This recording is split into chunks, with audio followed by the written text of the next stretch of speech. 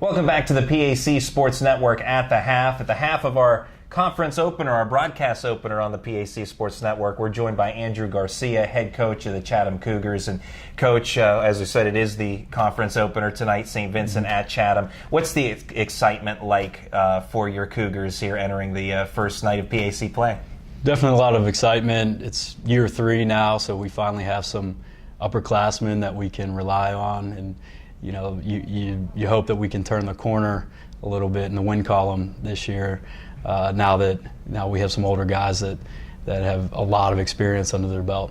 You mentioned year 3 of the program. Pleased with the steady progression that you've seen over the first 2 years coming into year 3? Yes, pleased in just our mentality. I think we understand what it means to be college basketball players at this point and how hard you have to work and how much time you have to dedicate. But now we're hoping that we can get to the next level as far as just things that we can rely on, like what's our identity as a team. And, you know, if we're not scoring on a certain night, like defense and rebounding, is that something that we can really build on and keep reminding the guys every day that we can't finish last in rebounding again. We can't finish last in field goal percentage defense, three-point percentage defense, all those categories that championship teams really you know, hang their hat on. So that's always a work in progress, and that's always something that you just have to keep hitting every day in practice and with film and just with your overall message. You kind of touched on it with your previous answer, but what are some of the things in looking back at the first 2 years? Name one thing you're really excited about with the program, and then name one thing, and it sounds like rebounding is one in particular that you like to see the team improve upon. Yeah, no question. I'll start with the improvements first. Rebounding, without a doubt. I'm no longer letting them have the excuse and have the excuse in my own mind that we're just a small team. Rebounding, especially on the defensive end, is about effort and just how hard do we emphasize it every day in practice and in the film room. So we're getting after it this year. At the very least, we want to move that minus 11 that we had the first couple of years as a new program and at least cut that in half and give ourselves a chance, because even with that glaring number with our team stats, we're still in games and we're winning games in conference. So I think if we can really move forward with that category, we're going to be even better. And then the thing that I'm excited about is just our overall chemistry. We've had guys with, you know, our top 6 scorers returning. The chemistry there with our ball movement and our offensive spacing and understanding of timing and cutting is there. You know, so if we can make some shots this year, we'll be great, because hopefully, you know, the ball movement and the reversals and the spacing will take care of itself. And bringing so many players back from last year, and of course all 5 of your starters. We'll start with PAC honorable mention Alex Chopin. What does he do for the team, and how does he help kind of lead the way? Well, I mentioned spacing.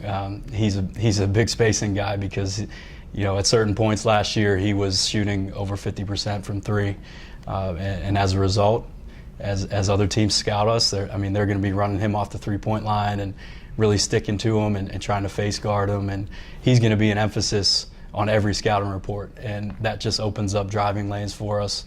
It helps us you know, draw the big guys out from the paint and really put teams on their heels, because you know they're all so worried about him, and hopefully the other guys have seen that, because we've been talking about it for so long. But yeah, he's just a big weapon out there, and when he gets an open look, it feels like it's going in every time. Now, looking at the other 4 returning starters, what are your expectations of them, and tell us a little bit about those guys? The other 4, Isaiah Brown's one guy that's really improved. We've been talking with him about his decision making since the day he was a freshman. You know, he's obviously very explosive with the ball and has a quick first step. So he gets around his initial defender most of the time. It's the next part of it that he gets in trouble sometimes, getting in the paint and understanding how many defenders are in there, whether he should take it all the way to the rim or create for somebody else. But he's done a great job of just studying himself and understanding his own game, and then getting out on the court and working on it. his understanding of when to make the right decision has grown exponentially. Anthony Bomar is another guy that we've talked about him in the past. He's just a glue guy. Sometimes when he's on, he'll get a near triple-double. Just with his activity and his rebounding and his assist to turnover ratio, he's invaluable. But we got to keep with both of those guys the consistency up. Sometimes they're on, sometimes they're not. We got to, like I said before, we got to understand the things that we can rely on every night, and a lot of it has to do with our individual play. So Logan Hunter is another guy that we're excited about him returning.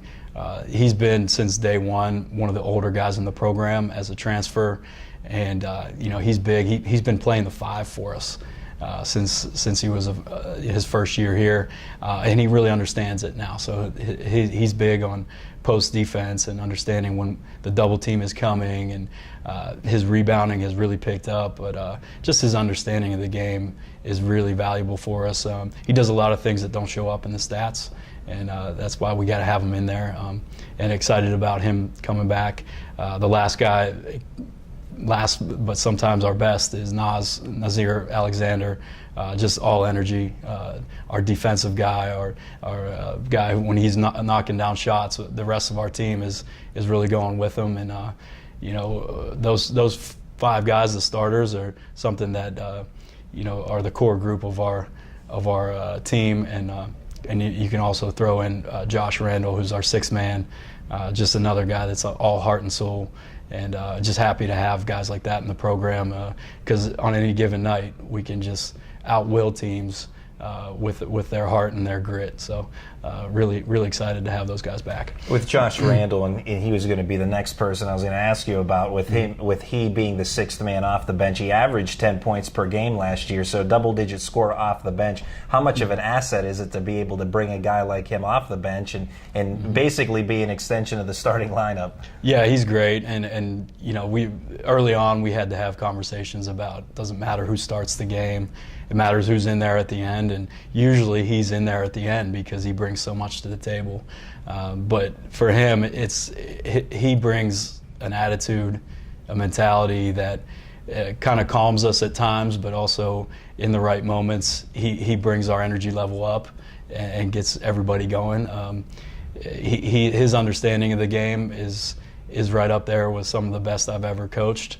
And it's no wonder that he wants to coach when he's done playing in college as well. So it's always great to have a guy like that coming off the bench and really solidifying your squad. Now you have your nucleus, and then you have an exciting newcomer this year in Division II transfer Curtis Purse from Norwin High School. I was fortunate enough to see Curtis play a few times in high school. Dynamic scorer. How do you hope that he will help your team? Oh, you just said it, scoring. He was a guy, you saw him in high school, he got 22 or something a game in Quad A, well, it was Quad A, but, at the highest level of local basketball. And, for him, it's more about just kind of getting himself back into playing mode. At Wheeling Jesuit, he didn't really play that much. He had an injury, and then kind of didn't really see much time as a sophomore. So he's kind of knocking the rust off and understanding our new offense for him and what his role is. But it's great to have a guy who can score the ball coming off the bench for the moment, and just picking us up maybe where we've struggled in the past, just not making shots. Now, going back to the first 2 years of the program, I guess last year in particular, 4-game winning streak early in January, unable to really sustain that though into February. What does the team need to do this year to continue that momentum that you built early last year? I guess you could say, how do you start fast and finish fast this season in 2017-18? Oh, it's funny you bring that up, because I bring that 4-game winning streak up all the time to our players, but I also bring up the 6-game losing streak that we experienced right after that. So you get into conference play, everybody's ready for you. There are no surprises. Every team knows it's a tough league, first of all, and they all do their work scouting you. So every team knows that we want to shoot the ball, Sometimes we'll have off nights offensively where shots just aren't falling, something you can't really control. So what can we control? And that goes back to the defense, the rebounding, everybody being attentive and communicating and being active on that side of the floor, the defensive side of the floor. If we can control that, we're going to be in way more games. And definitely, I'll keep bringing up this rebounding margin until the end of the season. Like, we can't ever let that rest. The 11.9 or whatever we were minus average rebounding on the year, it just can't be that high if we expect to make another step. That's Chatham head coach Andrew Garcia. Coach, as always, thanks for your time and good luck this year. Thank you very much, Randy. We'll have more. We'll have the second half of today's ball game when we come back on the PAC Sports Network.